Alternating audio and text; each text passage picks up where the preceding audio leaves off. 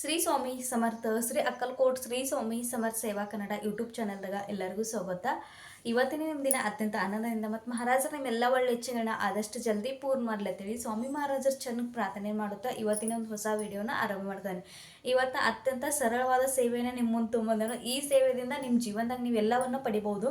ಆ ಸೇವೆ ಯಾವುದಂದ್ರೆ ವಿಡಿಯೋನ ಕೊನೆ ತನಕ ನೋಡ್ರಿ, ಸ್ವಾಮಿ ಸೇವೆಯನ್ನು ಪ್ರಸಾರ ಮಾಡ್ರಿ, ಸ್ವಾಮಿ ಸೇವೆಯನ್ನು ಮಾಡ್ರಿ ಅನ್ಕುತ್ತಾ ಇವತ್ತಿನ ನೋಡ್ರಿ ಸ್ವಾಮಿ ಮಹಾರಾಜರು ನಮ್ಮ ಈಗಿನ ಕಲಿಯುಗದಾಗ ಸ್ವಾಮಿ ಮಹಾರಾಜರಿಗೆ ಅತ್ಯಂತ ಹತ್ತಿರವಾಗುವಂಥ ಸೇವೆ ಅಂದ್ರೆ ನಾಮಸ್ಮರಣೆ. ನೀವಂತೂ ಪ್ರತಿಯೊಬ್ಬರ ಕೈಯಾಗ ಈಗ ನಾಮ ಜಪದ ಕೌಂಟರ್ ನೋಡ್ಕೋದ್ರೆ, ಯಾಕಂದ್ರೆ ನಾಮಸ್ಮರಣೆಗೆ ಅಷ್ಟು ಶಕ್ತಿ ಐತಿ.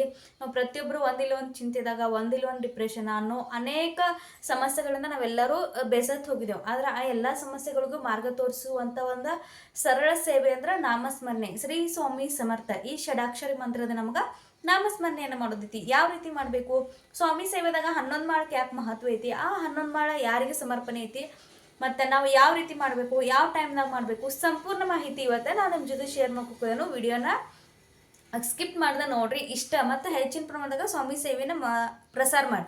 ಮೊದಲನೇದಾಗಿ ಸ್ವಾಮಿ ಮಹಾರಾಜರ ಸೇವಾ ಕೇಂದ್ರದಾಗ ನಾವು ಹೋದು ಅಂದ್ರೆ ಅಲ್ಲಿ ಎಂಟ್ರಿ ಆದಂದ್ರೆ ಮೊದಲನೇದಾಗಿ ನಮ್ಮ ಮಹಾರಾಜರ ದರ್ಬಾರ್ ಕಾಣ್ತೈತೆ. ಅಂದ್ರೆ ಮಹಾರಾಜರ ದೊಡ್ಡ ಫೋಟೋ ಎಲ್ಲ ಕಾಣ್ತೈತೆ. ಅಲ್ಲಿ ಹೆಚ್ಚಿನ ನಾವು ಎಲ್ಲರೂ ಹೋದಾಗ ನಿತ್ಯ ಸೇವೆ ಮಾಡ್ತೀರ ಅಂತ ಕೇಳ್ತಾರೆ. ನಿತ್ಯ ಸೇವೆ ಏನಂದ್ರೆ ಸ್ವಾಮಿ ಚೈತ್ರ ಸಾರಾಮೃತ 11 ಮಾಳ ಜಪ, ಇದೇ ಸೇವೆ. ಸ್ವಾಮಿ ಗುರು ಮಾವುಲಿ ಅವರ ತಮ್ಮ ಹಿತಗುಜ ಅಂದ್ರೆ ಪ್ರವಚನದಾಗ ಅಥವಾ ಅವರ ಮಾವುಲಿಗಳ ಸ್ವಾಮಿ ಭಕ್ತರು ತಿಳಿಸ್ಕೊಡ್ತಿರ್ತಾರ. ಸ್ವಾಮಿ ಸೇವಾ ಮಾರ್ಗದಾಗ ಏನೇನ ನಿಯಮಗಳು ಇದಾವತ್ತಾರ. ಆ ಸ್ವಾಮಿ ಸೇವಾ ಮಾರ್ಗದಾಗ ಅವರ ಯಾವ ಮನ್ಯಾಗ ಒಬ್ಬರೇ ಸ್ವಾಮಿ ಭಕ್ತರ ಪ್ರತಿನಿತ್ಯ ನಿತ್ಯ ಸೇವೆ ಮಾಡ್ತಿರ್ತಾರಲ್ಲ, ಆ ಕುಟುಂಬದ ಸಂರಕ್ಷಣೆ, ಆ ಕುಟುಂಬದ ಸಂಪೂರ್ಣ ಸಂರಕ್ಷಣೆ ಸ್ವಾಮಿ ಮಹಾರಾಜರು ಮಾಡ್ತಿರ್ತಾರೆ. ಎಷ್ಟೋ ಸ್ವಾಮಿ ಭಕ್ತರಿಗೀಗ ತನ್ನದೇ ಆದ ಒಂದು ಬೇರೆ ರೀತಿಯಲ್ಲಿ ಪ್ರಚಿತಿ ಸ್ವಾಮಿ ಮಹಾರಾಜರು ನೀಡಿದ್ದಾರೆ.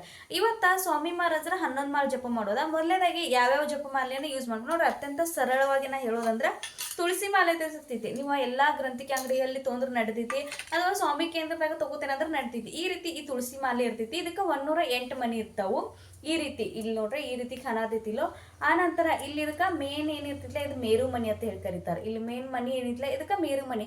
ಇಲ್ಲಿಂದನೇ ನಮ್ಗೆ ನಾಮಸ್ಮರಣೆಯನ್ನು ಮಾಡೋದೈತಿ. ನಮ್ಮ ಮಧ್ಯ ಬೆರಳ ಅಂದ್ರೆ ಉಂಗುರು ಬೆರಳ, ಮಧ್ಯ ಬೆರಳ, ಹೆಬ್ಬೆರಳ ಮತ್ತು ಕಿರು ಬೆರಳ, ತೋರ್ ಬೆರಳನ್ನ ನಾವು ನಮ್ಮ ಜಪಮಾಲೆಗೆ ಟಚ್ ಮಾಡಬಾರ್ದು ಅಥವಾ ಹಚ್ಚಬಾರ್ದು. ಈಗ ನಾವು ನಾಮಸ್ಮರಣೆ ಯಾವ ರೀತಿ ಮಾಡ್ಬೇಕಂದ್ರೆ ಶ್ರೀ ಸ್ವಾಮಿ ಸಮರ್ಥ, ಶ್ರೀ ಸ್ವಾಮಿ ಸಮರ್ಥ, ಶ್ರೀ ಸ್ವಾಮಿ ಸಮರ್ಥ ಈ ರೀತಿ ಬರ್ದಿಲ್ಲ ಅಂದ್ರೆ ನೀವು ಹೆಬ್ಬಾಟದಿಂದ ಜಗ್ಬೋದು.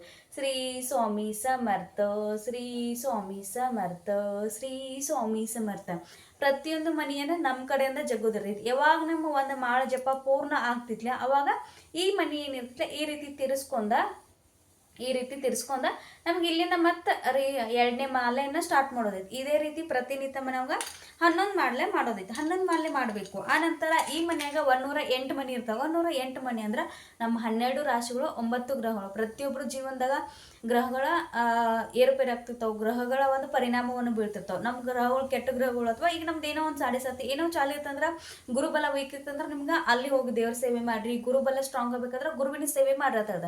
ಆದ್ರೆ ಪ್ರತಿನಿತ್ಯ ನಾವು ನಾಮಸ್ಮರಣೆ ಮಾಡೋದ್ರಿಂದ ಗುರುಬಲ ಸ್ಟ್ರಾಂಗ್ ಆಗೇ ಆಗ್ತೈತಿ, ಗುರುವಿನ ಅನುಗ್ರಹ ಆಗೇ ಆಗ್ತೈತಿ. ಇನ್ನು ನಾವು 11 ಮಾಲೆ ಯಾಕೆ ಮಾಡಬೇಕು? 11 ಮಾಲೆಗಳು ಯಾವ ದೇವರಿಗೆ ಯಾರಿಗೆ ಸಮರ್ಪಣೆ? ಮೊದಲನೇ ಮಾಲೆ ನೋಡ್ರಿ, ನಮ್ಮ ಜೀವನವನ್ನು ಉದ್ಧಾರ ಮಾಡುವಂತ, ನಾವು ಗುರುವಾಗಿ ಸ್ವೀಕಾರ ಮಾಡಿದಂತ ನಮ್ಮ ಗುರುವಿಗೆ ಸಮರ್ಪಣೆ ಆಗ್ತೈತಿ. ನಾವೆಲ್ಲರೂ ಸ್ವಾಮಿ ಭಕ್ತರ ಅಂದ್ರೆ ನಮ್ಮ ಮಹಾರಾಜರ ನಮ್ಮ ಗುರುವಾಗಿರ್ತಾರೋ, ಅವರೇ ನಮ್ಮ ಮಾರ್ಗದರ್ಶಕರಾಗಿರ್ತಾರೋ. ನಮ್ಮ ಮನೆ ಗುರು ಪೂರ್ಣಿಮೆಗೆ ನಾವು ಅವರ ಗುರುಪದವನ್ನ ಸ್ವೀಕಾರ ಮಾಡಿರ್ತೇವೆ. ಹಾಗಾಗಿ ಮೊದಲನೇ ಮಾಲೆ ಏನಿರ್ತಿದ್ಲ ನಾವು ಮಾಡುವಂತ ಮಾಲೆ ನಮ್ಮ ಗುರುವಿಗೆ ಸಮರ್ಪಣೆ ಆಗಿರ್ತೈತಿ. ಇನ್ನು 2, 3, 4 ಏನು ಮಾಲೆ ಇರ್ತಾವಲ್ಲ, ನಮ್ಮ ತಂದೆ ತಾಯಿ, ಆ ನಂತರ ನಮ್ಮ ಪಿತೃಗಳು ಅಂದ್ರೆ ನಮ್ಮ ಹಿರಿಯರು ಏನು ತೀರ್ಕೊಂಡಿರ್ತಾರಲ್ಲ ಅವರಿಗೆ ಸಮರ್ಪಣೆ ಆಗ್ತೈತಿ. 2 ಮತ್ತು 3 ನಮ್ಮ ಜನ್ಮ ಕೊಟ್ಟಂತ ತಂದೆ ತಾಯಿಗೆ ಸಮರ್ಪಣೆ ಆಗ್ತೈತಿ. ಯಾಕಂದ್ರೆ ನಾವು ಪ್ರತಿಯೊಬ್ಬರು ಅವ್ರ ಸೇವೆ ಮಾಡ್ತೇವತ್ತೆ ಇಲ್ಲ. ಹಾಗಾಗಿ ಪ್ರತಿಯೊಬ್ಬರು ನಾವು ತಂದೆ ತಾಯಿರತ್ತೆ ದೇವ್ರತ್ತೆ ನಾವೆಲ್ಲರೂ ಅವ್ರನ್ನ ಪೂಜೆ ಪುನಸ್ಕಾರ ಅಂದ್ರೆ ಅವ್ರ ಎಲ್ಲವನ್ನ ನೋಡ್ಕೊತಿರ್ತೇವೆ. ಆದ್ರೆ ಅವ್ರಿಗೋಸ್ಕರ ನಾವು ಅವ್ರ ಆರೋಗ್ಯ ಅವರು ಉತ್ತಮವಾಗಿರ್ಲತ್ತೇಳಿ ಈ 2ನೇ ಮಾಲೆ, 2 ಮತ್ತು 3 ಮಾಲೆ ನಮ್ಮ ತಂದೆ ತಾಯಿಗೆ ಸಮರ್ಪಣೆ ಆಗ್ತೈತಿ. ಇನ್ನು 4ನೇ ಮಾಲೆ ನಮ್ಮ ಪಿತೃರಿಗೆ. ನೋಡ್ರಿ, ನಾವು ಪಿತೃದೋಕ್ಷ, ನೀವು ಎಲ್ಲೇ ಹೋದ್ರು ಪಿತೃದೋಕ್ಷ. ಮನ್ಯಾಗ ಹಣಕಾಸಿನ ಸಮಸ್ಯೆ ಆಗ್ತೈತಿ, ಸಂತಾನ ಪ್ರಾಪ್ತಿ ಆಗ್ತಿಲ್ಲ, ಮದುವೆ ಲೇಟ್ ಆಗ್ತೈತಿ, ಜಾಬ್ ಆಗ್ತಿಲ್ಲ. ಪ್ರತಿ ಸಲ ನಮ್ಗೆ ಯಾವುದೇ ಒಂದು ಶುಭ ಕಾರ್ಯ ಮಾಡುವಾಗ ಅನೇಕ ಸಮಸ್ಯೆಗಳು ಎದುರಾಗ್ತದಂದ್ರೆ ನಮ್ಮ ಪಿತೃದೋಷ ಐತಿ, ನಮ್ಮ ಪಿತೃರ ಅತೃಪ್ತರಾಗಿದ್ದಾರೋ, ಅವರಿಗೆ ಸಮಾಧಾನ ಇಲ್ಲ, ಅವ್ರಿಗೆ ಮೋಕ್ಷನೂ ಸಿಕ್ಕಿಲ್ಲ. ಹಾಗಾಗಿ ನಮ್ಮ ಪಿತೃರ ಸಮಾಧಾನ ಇದ್ರ, ಅವರು ತೃಪ್ತರಿದ್ರ ನಮ್ಮ ಜೀವನದಾಗ ಅವ್ರ ಆಶೀರ್ವಾದ ಕೂಡ ಅಷ್ಟೇ ಮುಖ್ಯ. ಹಾಗಾಗಿ 4ನೇ ಮಾಲೆ ಏನಿರ್ತೈತಿ ಅದ ನಮ್ಮ ಪಿತೃರಿಗೆ ಸಮರ್ಪಣೆ ಆಗ್ತೈತಿ. ಇನ್ನು 5ರಿಂದ 10ನೇ ಮಾಲೆ ಏನಿರ್ತಾವಲ್ಲ ಇವ ಷಡರಿಪು ಅಂತ ಹೇಳಿ ಕರೀತಾರೆ. ಅಂದ್ರೆ ನಮ್ಮಲ್ಲಿರುವ ಕಾಮ, ಕ್ರೋಧ, ಮದ, ಮತ್ಸರ, ಈ ರೀತಿ ಅಹಂಕಾರ ಇವುಗಳೆಲ್ಲ ಸಮರ್ಪಣೆ ಆಗ್ತದೆ. ಅಂದ್ರೆ ನಮ್ಮಲ್ಲಿರುವಂತಹ ನಮ್ಮ ಶತ್ರುಗಳು ಅಂತೇಳಿ ನಾವು ಕರಿಬೋದು. ಯಾಕಂದ್ರೆ ಯಾವುದೋ ಒಂದು ಹೆಚ್ಚಾದ್ರೆ ಮನುಷ್ಯನ ಜೀವನವನ್ನೇ ಹಾಳು ಮಾಡ್ತಾವೆ, ಮನುಷ್ಯನ ಭವಿಷ್ಯವನ್ನೇ ಹಾಳು ಮಾಡ್ತಾವೆ. ಸಿಟ್ಟಾಗ್ಲಿ, ಕಾಮ ಆಗಲಿ, ಕ್ರೋಧ ಆಗಲಿ, ಮದ, ಮತ್ಸರ, ಇನ್ನೊಬ್ರು ನೋಡಿ ಅಸಹ್ಯ ಪಡೋದ, ಇನ್ನೊಬ್ರು ಚಲೋ ಆಕೈತಂದ್ರೆ ನಮ್ಮ ಮನಸ್ಸಾಗ ದ್ವೇಷ ಸಾಧಿಸೋದ, ಇನ್ನೊಬ್ಬರ ಬಗ್ಗೆ ನಾವು ಕೆಟ್ಟ ವಿಚಾರ ಮಾಡೋದು, ಇವೆಲ್ಲ ನಮ್ಮ ಮನುಷ್ಯನಲ್ಲಿರುವ ಒಂದು ಕೆಟ್ಟ ಶಕ್ತಿ, ನಕಾರಾತ್ಮಕ ಅಂದ್ರೆ ಕೆಟ್ಟ ಆಲೋಚನೆದಿಂದ ಮನುಷ್ಯನ ನಷ್ಟ ಮಾಡ್ತೈತಿ. ಸಿಟ್ಟಾಗ್ಲಿ, ಯಾವುದೇ ಒಂದು ಸಿಟ್ನಾಗ ಮಾತಾಡಿದಂಥ ಒಂದು ಆ ಮಾತು ಯಾವತ್ತು ಕೂಡ ಆ ಮನುಷ್ಯ ಮರಿಲ್ಲ. ಆ ಪರಿಸ್ಥಿತಿ ಹೆಂಗಿರ್ತೈತಿ ನಾವು ನೋಡಿ ಮಾತಾಡಬೇಕು. ಈ ರೀತಿ ಇವೆಲ್ಲ ನಮ್ಮ ಹಿಡಿತದಲ್ಲಿ ಇರ್ಬೇಕಂದ್ರೆ ನಾವು ಪ್ರತಿನಿತ್ಯ ಅವಕ್ಕೂ ಒಂದೊಂದು ಮಾಲೆ ಸಮರ್ಪಣೆ ಮಾಡಕ್ಕೆ. ಇನ್ನು 11ನೇ ಮಾಲೆ ಏನಿರ್ತೈತಿಲ್ಲ ಅದ ನಮಗೋಸ್ಕರ ನಾವು ಮಾಡುವಂಥ ಮಾಲೆ ಆಗಿರ್ತೈತಿ. ಹಾಗಾಗಿ ಮಹಾರಾಜರು ಗುರುಮೌಲಿ ಹೇಳ್ತಿರ್ತಾರೆ, ಪ್ರತಿನಿತ್ಯ 11 ಮಾಲೆ ಮಾಡ್ರಿ, ನೀವು ಒಂದೇ ಮಾಲೆ ಮಾಡ್ರಿ ಅಂದ್ರೆ ಅದು ನಮ್ಮ ಗುರುವಿಗೆ ಸಮರ್ಪಣೆ ಆಗ್ತಿರ್ತೈತಿ. ಹಾಗಾಗಿ 11 ಮಾಲೆ ಮಾಡ್ರಿ ಅಂತ ಹೇಳ್ತಿರ್ತಾರೆ. ಅಂದ್ರೆ 11 ಮಾಲೆಗೆ ಇಷ್ಟು ಮಹತ್ವ ಐತಿ. ಇನ್ನು 11 ಮಾಲೆ 11ನೇ ಮಾಲೆ ನಮಗೆ ಸಮರ್ಪಣೆ ಐತಿ. ಇನ್ನು ನಾಮಸ್ಮರಣೆ ಅನ್ನಕ್ಕೆ ಯಾವ ಟೈಮ್ದಾಗ ಮಾಡ್ಬೇಕಂತ ಕೇಳ್ತಾರೆ. ಕೆಲವರು ಜಾಬ್ಗೆ ಹೋಗಾರ ಇರ್ತಾರೆ, ಕೆಲವ್ರು ಮನ್ಯಾಗ ಕೆಲಸ ಇರ್ತೈತಿ, ಸ್ವಂತ ಬಿಸ್ನೆಸ್ ಇರ್ತೈತಿ. ಪ್ರತಿಯೊಬ್ಬರದ್ದು ತನ್ನದೇ ಆದ ಒಂದು ಕೆಲಸದಾಗ ಬಿಸಿ ಇರ್ತಾರೆ. ಆದ್ರೆ ಯಾವ ಟೈಮ್ದಾಗ ಮಾಡ್ಬೇಕು ನೋಡ್ರಿ, ಆದಷ್ಟು ಬ್ರಾಹ್ಮಿ ಮುಹೂರ್ತದಾಗ ಎದ್ದ ಮಾಡ್ಕಾದ್ರೆ ಮಾಡ್ರಿ. ಪ್ರತಿಯೊಬ್ಬರಿಗೂ ಅದು ಸಾಧ್ಯ ಆಗ್ತೈತೆ ಅಂತ ಹೇಳ್ಕಾಗಲ್ಲ. ಆ ನಂತರ ಮಧ್ಯಾಹ್ನ 12ರಿಂದ 12:30 ನಿಮ್ಗೆ ಸೇವೆ ಮಾಡೋಂಗಿಲ್ಲ. ಎನಿ ಟೈಮ್ ನೀವು ನಾಮಸ್ಮರಣೆನ ಮಾಡ್ಬೋದು. ನೀವು ಜಪಮಾಲೆನ ತೊಗೊಂಡು ಮಾಡ್ಬೇಕಂತ ಏನಿಲ್ಲ. ಕುಂತ ಹೇಳ್ತಾ ನೀವು ಕೆಲಸ ಮಾಡುವಾಗ ಶ್ರೀ ಸ್ವಾಮಿ ಸಮರ್ಥ ಒಂದ್ಸಲ ನಮಗ ನಾಮಸ್ಮರಣೆ ರುಚಿ ಐತಂದ್ರ ನಾವು ಎಲ್ಲಿ ಬೇಕಾದ್ರೂ ಇದ್ರು ನಾಮಸ್ಮರಣೆ ಮಾಡ್ತೀವಿ. ಯಾಕಂದ್ರೆ ಅದ್ರದಿಂದ ನಮಗೆ ಸಿಗುವಂತ ಮನಸ್ಸಿಗೆ ನೆಮ್ಮದಿ, ಒಂದು ಆತ್ಮವಿಶ್ವಾಸ, ದೃಢವಾದ ಒಂದು ಸ್ವಾಮಿ ಮಹಾರಾಜರ ಮೇಲೆ ನಂಬಿಕೆ ನಮಗೆ ಹೆಚ್ಚಾಗ್ತೈತಿ. ನಾವು ಮಾಡುವಂಥ ಕೆಲಸದಾಗ ನಮಗೆ ಪ್ರಗತಿ ಸಿಗ್ತೈತಿ. ನಾವು ಮಾಡುವಂಥ ಕೆಲಸದಾಗ ಯಶಸ್ಸಿ, ಏನೇ ಆದ್ರೂ ನನ್ನ ಜೀವನದಾಗ ನನ್ನ ಮಹಾರಾಜರು ನನ್ನ ಜೊತೆ ಇದ್ದಾರ ಅನ್ನೋ ಒಂದು ವಿಶ್ವಾಸ ನಮಗಿರ್ತೈತಿ. ಹಾಗಾಗಿ ನಾಮಸ್ಮರಣೆಯನ್ನ ಅತ್ಯಂತ ಒಂದು ಪ್ರಭಾವಿ ಸೇವೆ ಆಗೈತಿ. ಇದೇ ನಮ್ಮ ಜೀವನವನ್ನ ಬದಲಾಯಿಸುವಂತ ಸೇವೆ. ಹಾಗಾಗಿ ನಾಮಸ್ಮರಣೆ ಬ್ರಾಹ್ಮಿ ಮುಹೂರ್ತ ನೋಡ್ರಿ, ಇದು ಕೂಡ ನಾಮಸ್ಮರಣೆ ಕೂಡ ಸಂಕಲ್ಪಯುಕ್ತ ಸೇವೆ ಕೂಡ ನೀವು ಮಾಡ್ಬೋದು. ಯಾವುದೇ ಒಂದು ನಿಮ್ಮ ಜೀವನದಾಗ ಅಸಾಧ್ಯವಾದ ಕೆಲಸ ಐತಿ, ನಾ ಇಷ್ಟು ಲಕ್ಷ ಜಪ ಮಾಡ್ತೇನೆ ಅಂತೇಳಿ ಸ್ವಾಮಿ ಮಹಾರಾಜರ ಸಂಕಲ್ಪಯುಕ್ತ ಸೇವೆ ಕೂಡ ನೀವು ಮಾಡ್ಬೋದು. 108 ದಿನದ, 50 ದಿನದ, 21 ಈ ರೀತಿ ಅಂದ್ರೆ 21 ಮಾಲೆ ಮಾಡ್ತೇನೋ, 51 ಮಾಲೆ ಮಾಡ್ತೇನೋ, 11 ಮಾಲೆ ಮಾಡ್ತೇನೋ, 108 ಮಾಲೆ ಮಾಡ್ತೇನೋ, ಈ ರೀತಿ ನಾವು ಸೇವೆಯನ್ನ ಸಂಕಲ್ಪಯುಕ್ತ ಸೇವೆ ಮಾಡ್ಬೋದು. ಇಲ್ಲ ನಾವು ಪ್ರತಿನಿತ್ಯ ನಾಮಸ್ಮರಣೆ ಮಾಡ್ತೇವೆ ಅಂದ್ರೆ ಅದಕ್ಕಂತೂ ಲೆಕ್ಕ ಇರಲ್ಲ. ನಮ್ಮ ಮಹಾರಾಜರ ಅದನ್ನ ನಾವು ಸಮರ್ಪಣೆ ಮಾಡಿದಾಗ ಸಾಕ್ಷಾತ್ ಮಹಾರಾಜರ ಬಾಳಪ್ಪ ಮಹಾರಾಜರದಿಂದ ನಾಮಸ್ಮರಣೆದ ಲೆಕ್ಕವನ್ನ ಪಡ್ಕೊಂಡ ಅವರಿಗೆ ಸ್ವಾಮಿ ಚರಿತ್ರೆ ಸಾರಾಮೃತದಾಗ ಐತಿ. ಯಾರ್ಯಾರು ಓದಿದಿರಲ್ಲ ಅವ್ರಿಗೆಲ್ಲರಿಗೂ ಗುರ್ತಿರ್ತೈತಿ. ಮಹಾರಾಜರ ಅವರ ಜಪದ ಲೆಕ್ಕವನ್ನ ಪಡಿತಿರ್ತಾರೆ. ಯಾಕಂದ್ರೆ ಜಪಕ್ಕೆ ಅಷ್ಟು ಮಹತ್ವ ಐತಿ. ಮಹಾರಾಜರು ಕೂಡ ನಮಗಲ್ಲಿ ತಿಳಿಸ್ಕೊಟ್ಟಿದ್ದಾರೆ. ಹಾಗಾಗಿ ನಾಮಸ್ಮರಣೆನ ಮಾಡಿ. ನಾಮಸ್ಮರಣೆಯಿಂದ ನಿಮ್ಗೆ ಎಷ್ಟೋ ಸಮಸ್ಯೆಗಳಿಗೆ ಪರಿಹಾರ ಅನ್ನೋದು ಸಿಗ್ತಿರ್ತೈತಿ. ನಿಮಗೆ ಗುರ್ತಿಲ್ದನ ನಿಮ್ಮ ಸಮಸ್ಯೆಗಳಿಗೆ ಪರಿಹಾರ ಮಹಾರಾಜರು ಸೂಚಿಸ್ತಿರ್ತಾರೋ. ನಾಮಸ್ಮರಣೆಯನ್ನು ಮಾಡ್ರಿ. ಯಾವುದೇ ಕೆಲಸ ಮಾಡ್ಕೋದ್ರಿ, ಸ್ಟಡಿ ಮಾಡ್ಕೋದ್ರಿ, ಜಾಬ್ ಮಾಡ್ಕೋದ್ರಿ, ಏನೇ ಇರಲಿ. ಈಗಂತೂ ನಾವು ಕೌಂಟರ್ ಮಷಿನ್ ಕೂಡ ನಿಮ್ಗೆ ತೋರಿಸಿದ್ದೇನೆ. ಅದೊಂದು ಇತ್ತಂದ್ರೆ ನಿಮ್ಮ ನಾಮಸ್ಮರಣೆ ಅತ್ಯಂತ ಈಸಿ ಆಗ್ತೈತಿ. ಹಾಗಾಗಿ ನಾಮಸ್ಮರಣೆಯನ್ನು ಮಾಡ್ರಿ. ಜಪಮಾಲೆ ಇತ್ತಂದ್ರೆ ಆದಷ್ಟು ದೇವ್ರ ಮುಂದೆ ಕೂತ ಉದ್ಬತ್ತಿ ಅಥವಾ ದೀಪವನ್ನು ಹಚ್ಚಿ ಒಂದು 10 ನಿಮಿಷ ಶಾಂತ ಮನಸ್ಸಿನಿಂದ ಮಾಡಿ ನೋಡ್ರಿ, ಯಾವ ರೀತಿ ಬದಲಾವಣೆ ಆಗ್ತೈತಿ. ಇನ್ನು ನಾಮಸ್ಮರಣೆ ಮಾಡುವಾಗ ಕೆಲವೊಂದು ಉಪಾಯಗಳು ಮಾಡಿ ನೋಡ್ರಿ. ನಾಮಸ್ಮರಣೆ ಅಂತೂ ಪ್ರತಿನಿತ್ಯ ನಾವು ಬೆಳಗ್ಗೆ ಸಾಯಂಕಾಲ ದೀಪಾರಾಧನೆ ಮಾಡಿ ಕೂಡಲೇ ಪೂಜೆ ಮಾಡಿ ಕೂಡಲೇ ಮಾಡ್ತಿರ್ತೀವಿ. ಆ ಟೈಮ್ದಾಗ ಒಂದು ಸಣ್ಣ ಗ್ಲಾಸ್ದಾಗ ನೀರು ತುಂಬ್ಕೊಂಡು ಅದೇ ನಾಮಸ್ಮರಣೆ ಮಾಡುವಾಗ ಆ ನೀರ್ನಾಗ ಕೈ ಹಾಕಿ ನೀವು ನಾಮಸ್ಮರಣೆ ಮಾಡ್ರಿ ಅಂದ್ರೆ ಅದು ಒಂದು ತೀರ್ಥ ರೂಪದಾಗ ಕನ್ವರ್ಟ್ ಆಗ್ತೈತಿ. ಆ ತೀರ್ಥವನ್ನ ನೀವು ತಗೋದ್ರಿಂದ ನಿಮ್ಮಲ್ಲಿರುವ ನಕಾರಾತ್ಮಕ ವಿಚಾರಗಳು, ನಕಾರಾತ್ಮಕ ಶಕ್ತಿ ನಷ್ಟ ಆಗಿ ಸಕಾರಾತ್ಮಕ ಊರ್ಜಾ ನಿಮ್ಗೆ ಎಲ್ಲರಿಗೂ ಸಿಗ್ತೈತಿ.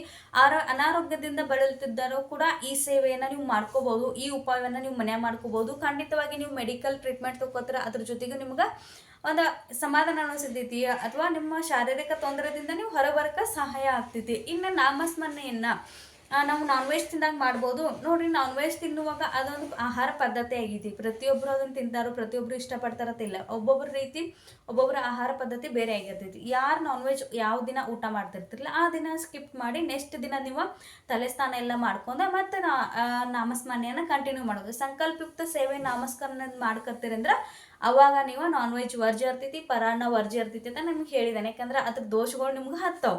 ಆಹಾರ ಅಂದ್ರೆ ಅನ್ನದಿಂದ ನಮ್ಗೆ ದೋಷಗಳು ಹತ್ತಿರ್ತಾವೆ.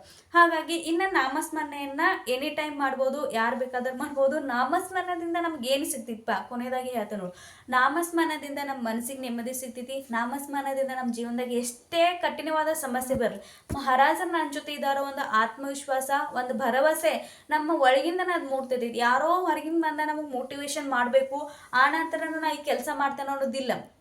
ನಾಮಸ್ಮರಣದಿಂದ ಯಾವುದೇ ಕೆಲಸ ನಾ ಮಾಡ್ಕತ್ರು ಆ ಕೆಲಸಕ್ಕೆ ನನಗೆ ಮಹಾರಾಜರು ನನಗೆ ತಕ್ಕ ಪ್ರತಿಫಲ ಕೊಡ್ತಾರನ್ನೋ ಒಂದು ಆತ್ಮವಿಶ್ವಾಸ, ಒಂದು ಭರವಸೆ ನಿಮಗೆ ಸಿಗ್ತೈತಿ. ನಿಮ್ಮಲ್ಲೇ ಭಕ್ತಿ ಅನ್ನೋದು ಹೆಚ್ಚಾಗ್ತೈತಿ. ಆಧ್ಯಾತ್ಮಿಕವಾಗಿ ಪ್ರಗತಿ ಹೊಂದ್ತೀರಿ.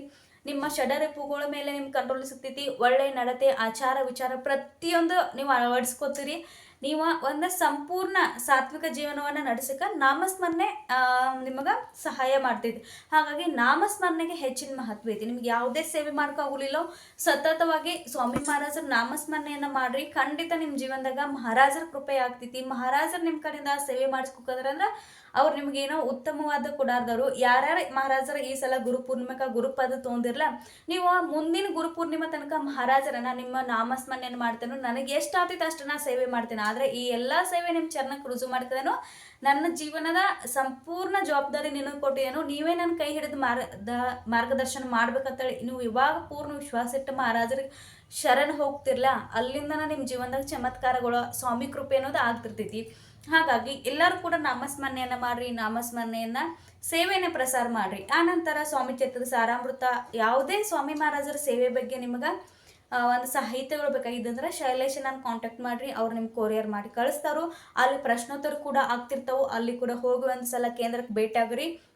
ನಿಮಗೆ ಗುರ್ತಾಗ್ತೈತಿ ಮಹಾರಾಜರ ದರ್ಬಾರ್ ಅಂದ್ರೆ ಏನ, ಮಹಾರಾಜರ ಒಂದು ಮಠ ಅಂದ್ರೆ ಏನ, ಅಲ್ಲಿ ಹೋದ ಕೂಡಲೇ ಏನು ಸಿಗ್ತಿದೆ. ನಾವು ನೋಡ್ರಿ ಎಷ್ಟೇ ಜೀವನದಾಗ ಖುಷಿ ಇದೇವ ಅಂದ್ರೆ ಮಹಾರಾಜರ ಕೇಂದ್ರದಾಗ ಹೋದ ಕೂಡಲೇ ಸಿಗುವಂಥ ಒಂದು ಸುಖ, ಶಾಂತಿ, ನೆಮ್ಮದಿ ಅದು ಜೀವನದಾಗ ಎಲ್ಲೇ ಈ ಪ್ರಪಂಚದಾಗ ಎಲ್ಲೂ ಸಿಗಕ್ಕೆ ಸಾಧ್ಯ ಇಲ್ಲ. ಅಷ್ಟು ಒಂದು ಮಹಾರಾಜರ ಅಲ್ಲಿ ಸಕಾರಾತ್ಮಕ ಊರ್ಜಾ ಅನ್ನೋದು ಇರ್ತೈತಿ. ಹಾಗಾಗಿ ಆದಷ್ಟು ಮಠಕ್ಕೆ ಹೋಗಿ ಎಲ್ಲರೂ ಭೇಟಿಯಾಗ್ರಿ.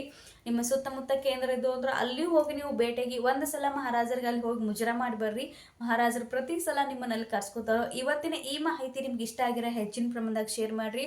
ನಿಮ್ಮ ಒಂದು ಲೈಕ, ನಿಮ್ಮ ಒಂದು ಕಮೆಂಟ ಅನೇಕ ಸ್ವಾಮಿ ಭಕ್ತರಿಗೆ ನಮ್ಮ ವಿಡಿಯೋಗಳು ಹೋಗಿ ತಲುಪ್ತಾವೆ. ಅದರಿಂದ ಅವರು ಕೂಡ ಸ್ವಾಮಿ ಸೇವೆ ಮಾಡೋಕೆ ನೀವೆಲ್ಲರೂ ಕೂಡ ಪ್ರೇರಣೆ ಆಗ್ತೀರಿ, ನೀವೆಲ್ಲರೂ ಕೂಡ ಕಾರಣ ಆಗ್ತೀರಿ. ಹಾಗಾಗಿ ಇವತ್ತಿನ ಈ ವಿಡಿಯೋನ ಇಲ್ಲಿಗೆ ಏನು ಮಾಡ್ಕೋದೇನು, ಮುಂದಿನ ಹೊಸ ವಿಡಿಯೋ ಜೊತೆ ನಿಮ್ಮ ಮುಂದೆ ಬರ್ತೇನೆ. ಶ್ರೀ ಸ್ವಾಮಿ ಸಮರ್ಥ.